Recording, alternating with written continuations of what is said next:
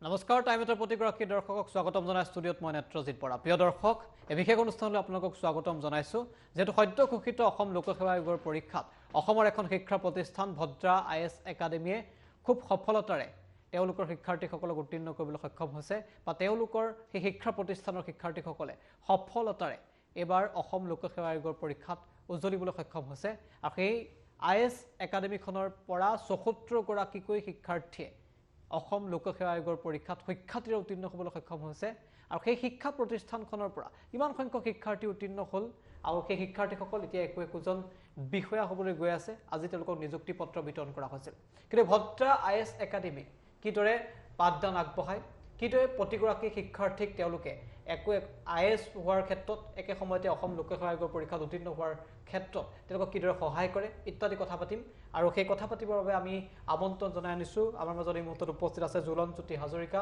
Bhadra IAS একাডেমীৰ faculty আমি আপোনাক এই মুহূৰ্তত স্বাগতম জনাইছো আৰু আমাৰ মাজত উপস্থিত আছে বিজিত পাঠকক স্বাগতম জনাইছো এচিএছ ৰেংক 1 আমাৰ এই সৌভাগ্য বিজিত পাঠক আজি আমাৰ মাজত উপস্থিত আছে ৰাজ্যৰ ভিতৰতে এচিএছ 1 নম্বৰ স্থান তেওঁলোক দখল কৰিবলৈ সক্ষম হৈছে শীৰ্ষস্থান দখল কৰিবলৈ সক্ষম হৈছে বাক্সাৰ এগৰাকী বিজিত পাঠকক নিশ্চিতভাৱে ৰাজ্যবাসীয়ে চিনি পায় আমাৰ মাজত উপস্থিত আছে ঐচ্যুত নন্দন ভূঞা এচিএছ ৰেংক 15 আমি আপোনাক স্বাগতম জনাইছো মানস প্ৰতিম চৌধুৰী এপিএছ ৰেংক 8 আমি আপোনাকো স্বাগতম জনাইছো এই তিনিগৰাকী অসম লোকসেৱা আয়োগৰ পৰীক্ষাত তেওঁলোকে সফলতাৰে উত্তীৰ্ণ হৈছে আৰু তেওঁলোকে এতিয়া অসমৰ একোজন প্ৰশাসনিক বিষয়া হ'বলৈ গৈ আছে আজি তেওঁলোকক নিযুক্তি পত্ৰ দিয়া হৈছে আৰু তেওঁলোক তিনিজনে ভদ্ৰা আইএছ একাডেমীৰ ছাত্ৰ আৰু ভদ্ৰা আইএছ একাডেমীৰ পৰা গৈ তেওঁলোক সুখ্যাতিৰে উত্তীৰ্ণ হ'বলৈ সক্ষম হৈছে মই বিজিত পাঠক প্ৰথমতে আপোনাক সুধিব বিচাৰিছো আজিৰ দিনটো নিযুক্তি পত্ৰ লাভ কৰিলে আৰু এচিএছ ৰেংক 1 ভদ্ৰা আইএছ একাডেমীৰ এগৰাকী শিক্ষাৰ্থী আপোনাৰ প্ৰথম অনুভৱ বৰকৈ ভাল লাগিছে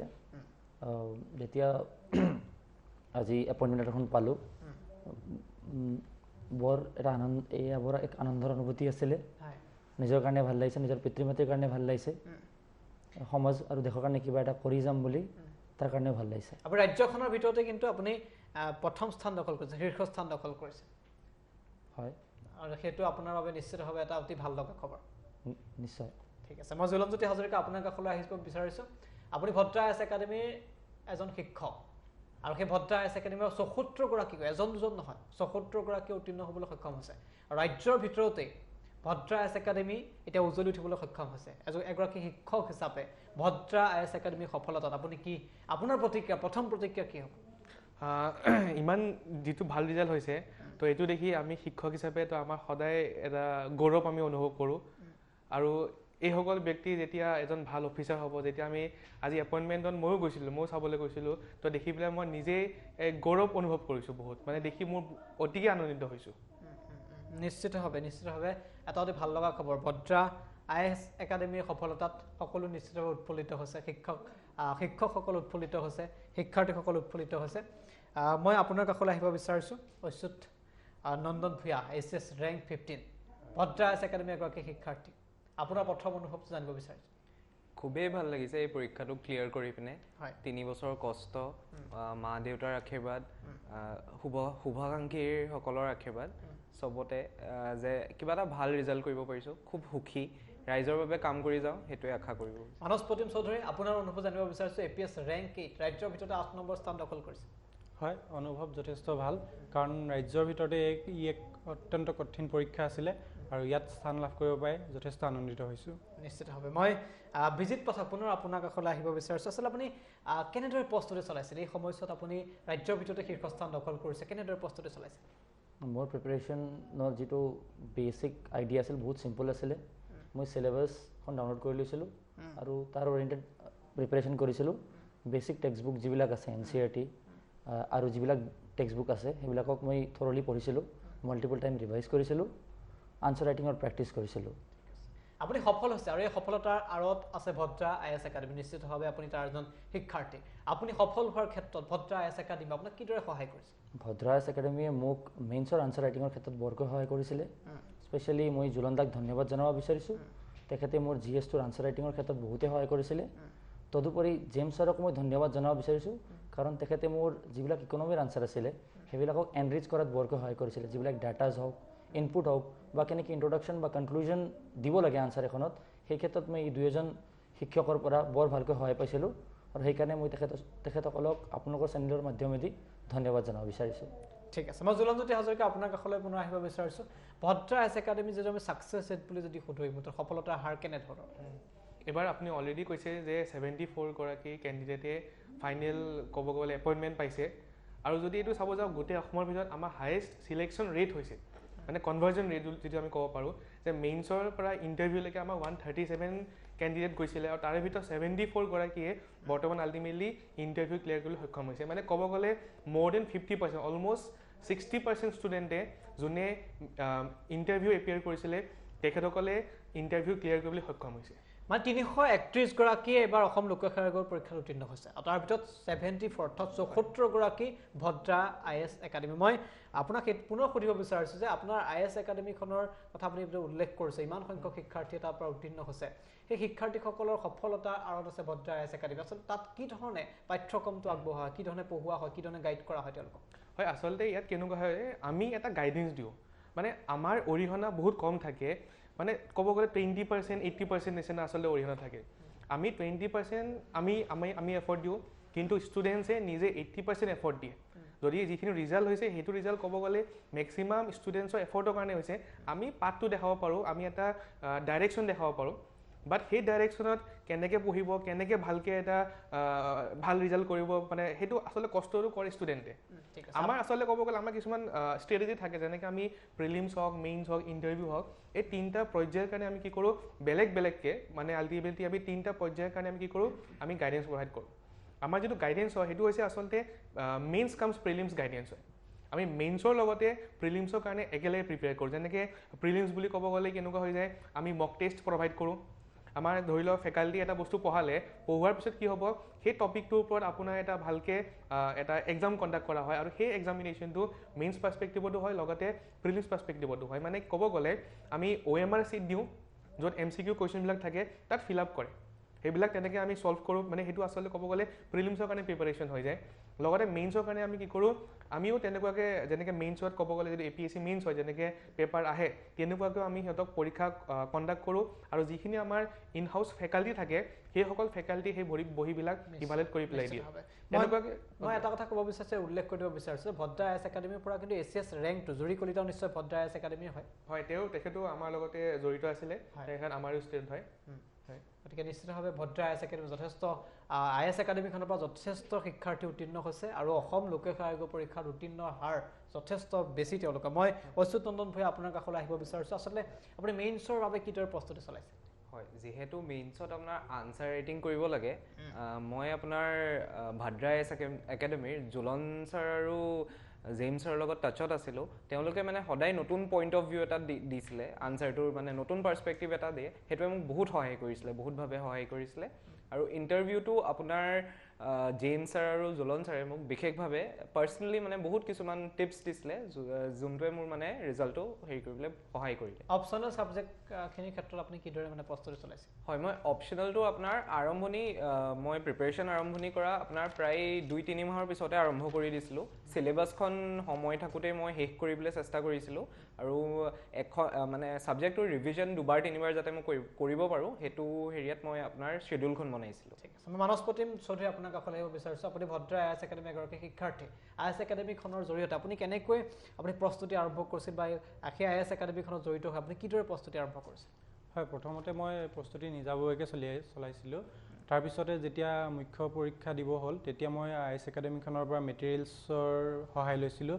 তাৰ উপৰিও উপৰোক্ত বক্তাসকলে কোৱাৰ ধৰণে এই 2 ছাৰে আমাক যথেষ্ট সহায় কৰিছিলে মেইনছৰ এনচাৰ চেক কৰি, পাৰ্চনেলি চেক কৰিছিলে তেখেতে আমাৰ এনচাৰ, আৰু সেইধৰণে সহায় পাইছিলোঁ। আৰু তাৰপিছত মোক ইণ্টাৰভিউৰ কাৰণে তেখেতলোকে যথেষ্ট সহায় কৰিছিলে, পাৰ্চনেলি বিভিন্ন পইণ্ট দেখুৱাই দি নিজৰ আশুৱাহবোৰ যাতে পূৰ কৰিব পাৰোঁ তাৰ কাৰণে তেখেতলোকে যথেষ্ট সহায় কৰিছিলে। আপুনি কি ধৰণে প্ৰস্তুতি, নতুন প্ৰজন্মৰ যিসকলে চাই আছে তেওঁলোকক আপুনি কি টিপছ দিব, কি ধৰণে প্ৰস্তুতি চলালে খুব সহজতে তেওঁলোকে উত্তীৰ্ণ হ'ব পাৰিব?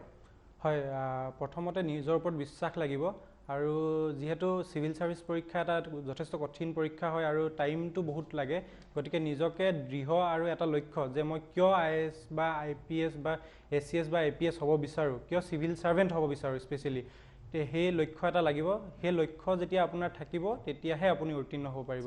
ঠিক আছে, মই জুলনজ্যোতি হাজৰিকা আপোনাৰ কাষত আহিব বিচাৰিছোঁ। ইমান সংখ্যক শিক্ষাৰ্থী উত্তীৰ্ণ হৈছে, নিশ্চিতভাৱে সকলোৰে মনত এটা প্ৰশ্ন আছে যে আপোনালোকৰ সেই শিক্ষানুষ্ঠানখন বা ভদ্ৰা IAS একাডেমীয়ে এনেধৰণৰ কি স্পেচিয়েল ট্ৰেইনিং দিয়ে বা বিশেষ কি প্ৰশিক্ষণ দিয়ে, কিমান সংখ্যক ছাত্ৰ ছাত্ৰী তাত উত্তীৰ্ণ হ'বলৈ সক্ষম হৈছে? হয়, মইতো অলপত অলৰেডি কৈছিলোঁ যে আমি কি কৰোঁ, 3টা পৰ্যায়ৰ কাৰণে আমি আচলতে ক'ব গ'লে ট্ৰেইনিং প্ৰভাইড কৰোঁ। এতিয়া যেনেকৈ প্ৰিলিমছৰ কাৰণে আমাৰ যেনেকৈ ক্লাছত পঢ়োৱা হয় ন, ফেকাল্টিয়ে বস্তুটো পঢ়াই পেলাই কি কৰিব, সেই টপিকটোৰ ওপৰত ক্লাছ নোটছো প্ৰভাইড কৰে। লগতে আমি কিছুমান হেণ্ড-আউট প্ৰভাইড কৰোঁ আৰু তাৰপিছত আমি টেষ্ট কণ্ডাক্ট কৰোঁ। আমি উইকলি কিছুমান টেষ্ট কণ্ডাক্ট কৰোঁ বা আমি ক'ব গ'লে 10 দিনৰ মূৰে মূৰে আমি কিছুমান টেষ্ট কণ্ডাক্ট কৰোঁ, য'ত আমি ষ্টুডেণ্টছবিলাকক ইভালুৱেট কৰোঁ যে কিমান আগবাঢ়ি আছে বা কিমান পিছ পৰি পেলাই আছে।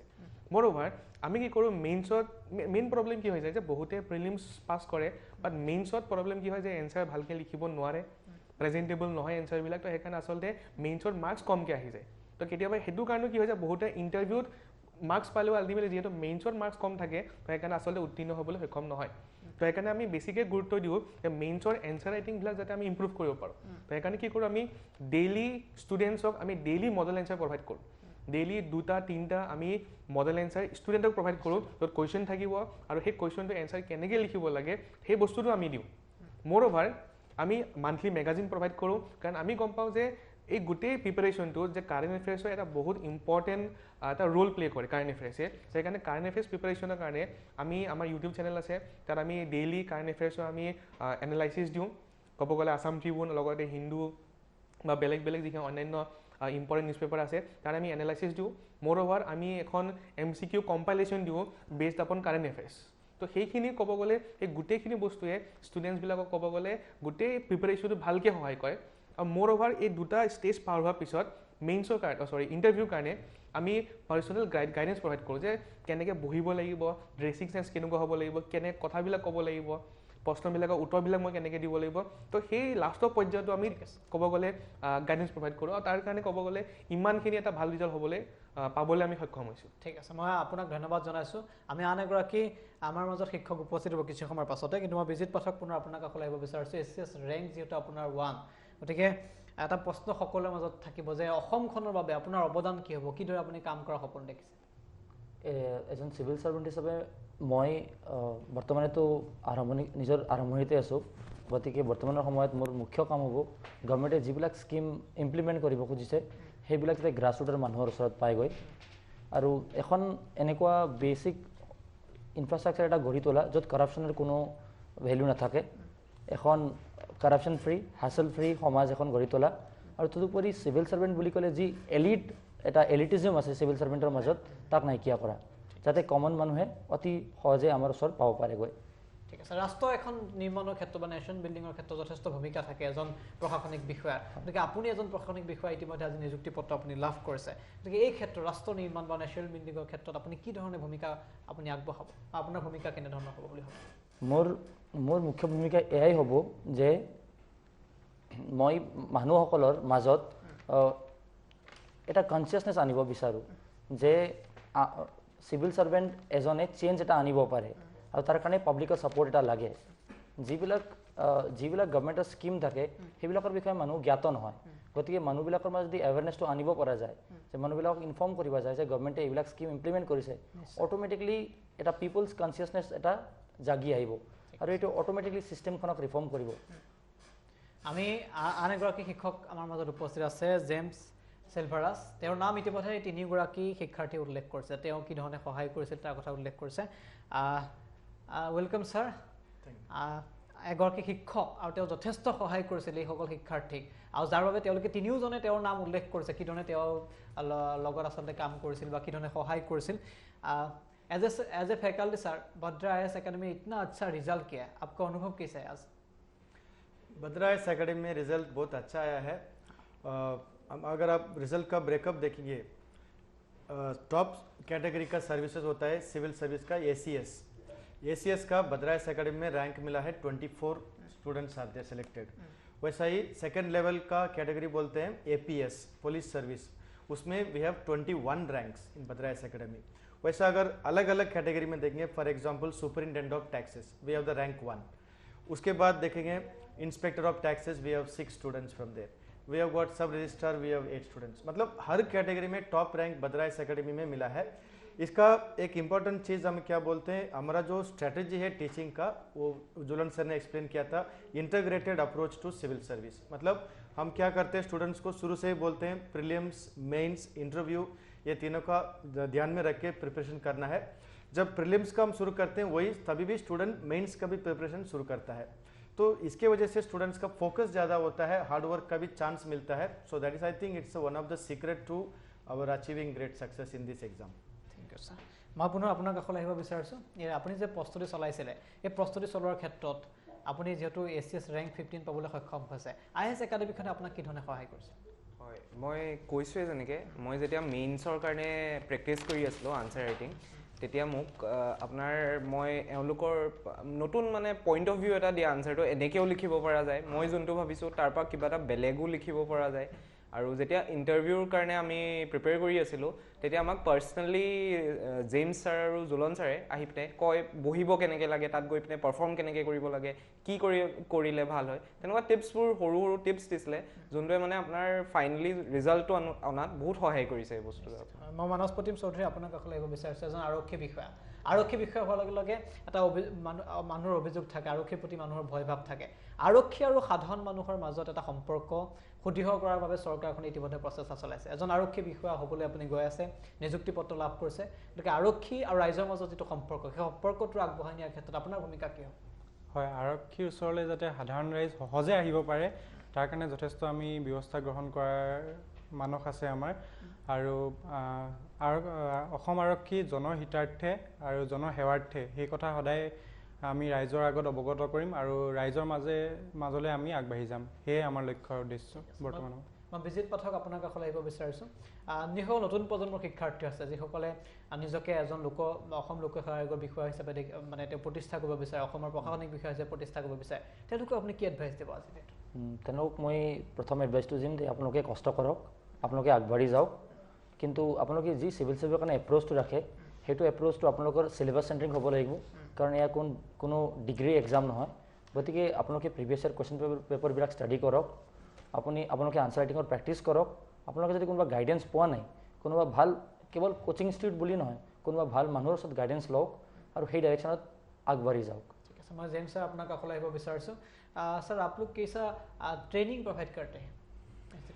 ट्रेनिंग में हम लोग का 2 टाइप ऑफ ट्रेनिंग होता है। एक होता है ऑफलाइन क्लासरूम ट्रेनिंग, उसमें स्टूडेंट जो एडमिशन लेते हैं वो क्लास का रोज़ अटेंड करते हैं क्लास में। उसमें स्टाफ का पर्सनल गाइडेंस होता है, क्लास ख़त्म होने के बाद स्टूडेंट्स डाउट्स क्लियर कर सकते हैं। स्टूडेंट जो आंसर लिखता है उसको हम चेक करके इवेलुएट करके स्टूडेंट्स को फीडबैक देते हैं। दूसरा होता है फैसिलिटी ऑनलाइन।